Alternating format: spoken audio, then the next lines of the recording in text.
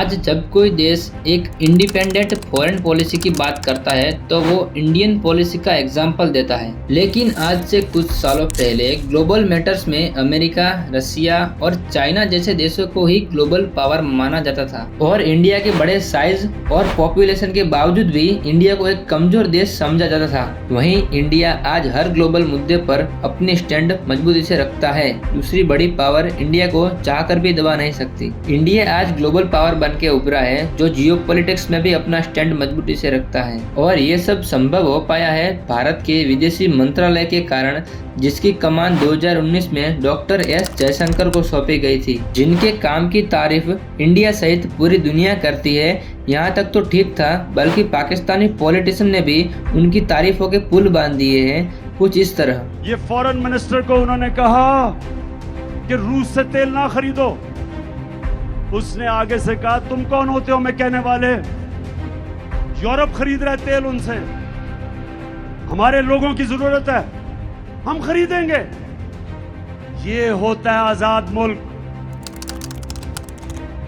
वैसे तो सुब्रमण्यम जयशंकर जी का परिवार तमिलनाडु से था, लेकिन बाद में वे दिल्ली में शिफ्ट हो चुके थे। वहीं दिल्ली में 9 जनवरी 1955 में उनका जन्म हुआ था। बड़े होकर जयशंकर जी ने जवाहरलाल नेहरू यूनिवर्सिटी से इंटरनेशनल रिलेशन और न्यूक्लियर डिप्लोमेट्स में MA, MPhil और PhD की थी, जिसके बाद उनके नाम के आगे डॉक्टर का टैग लगा था। कॉलेज पूरी करने के बाद डॉक्टर एस जयशंकर ने सिविल सर्विसेज की एग्जाम दी, जिसको क्रैक करने के बाद वे इंडियन फॉरेन सर्विसेज यानी IFS में शामिल हुए। उन्होंने अपने करियर के शुरुआती सालों में श्रीलंका, रसिया, हंगरी और जापान जैसे देशों में अलग अलग पोस्ट पर काम करते हुए देश का मान बढ़ाया। डॉक्टर एस जयशंकर ने साल 2004 से लेकर 2007 तक अमेरिका में भारत के राजदूत के तौर पर काम किया। उस दौरान उन्होंने अमेरिका और भारत के बीच सिविल न्यूक्लियर एग्रीमेंट साइन करवाया था, जो कि अपने आप में बहुत ही बड़ी बात है।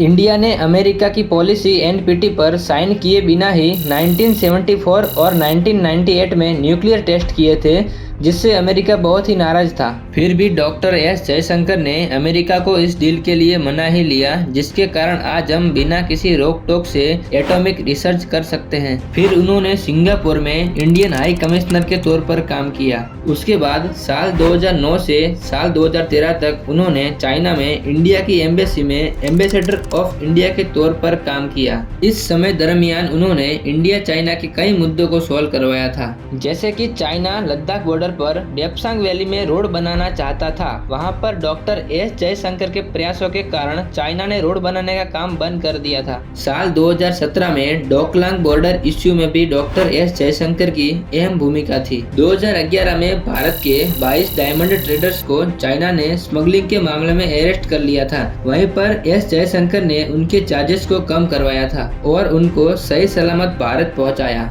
Relief for families of 12 diamond traders who have returned to India after being released by a Chinese court last month. साल 2020 का लद्दाख बॉर्डर टेंशन, जिसमें जून 2020 में चाइनीज आर्मी ने गलवान वैली में घुसकर इंडियन आर्मी पर अटैक कर दिया था, जिनमें दोनों देशों के कई सारे जवान शहीद हुए थे। जिसके बाद डॉक्टर एस जयशंकर ने चाइना के फॉरेन मिनिस्टर से बात करके बॉर्डर टेंशन को कम करने के लिए एस पॉइंट एग्रीमेंट साइन करवाया था। साल 2013 के एंड में डॉक्टर एस जयशंकर जी की अमेरिका में इंडियन एम्बेसडर के तौर पर पोस्टिंग हुई। इस दौरान नरेंद्र मोदी जी की US विजिट उन्होंने ही अरेंज करवाई थी। तभी से नरेंद्र मोदी जी की नजरों में आ गए थे डॉक्टर एस जयशंकर जी। जिसके बाद 2014 में बीजेपी की सरकार आती है और एस जयशंकर जी को अमेरिका से इंडिया वापस बुला लिया जाता है। 31 जनवरी 2015 को उनकी रिटायरमेंट डेट थी, लेकिन 29 जनवरी 2015 को उन्हें 3 साल के लिए फॉरेन सेक्रेटरी बनाया गया था। फिर 2019 में भी बीजेपी की सरकार बनती है, जिसके तुरंत बाद प्रधानमंत्री मोदी जी ने डॉक्टर एस जयशंकर को गुजरात से टिकट दिलाया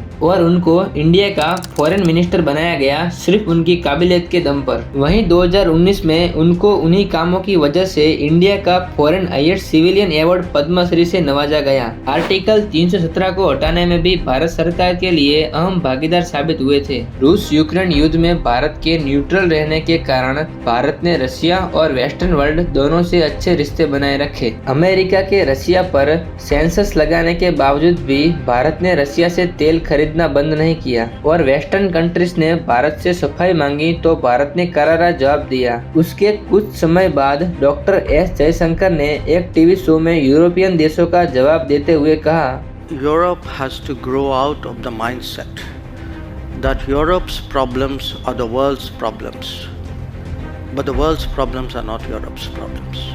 फिर उन्होंने 2023 के G20 शिखर सम्मेलन में भी कई सारी अहम मीटिंग्स की थी और इतने बड़े इवेंट को सक्सेसफुली होस्ट करवाने में भी मुख्य भूमिका निभाई थी।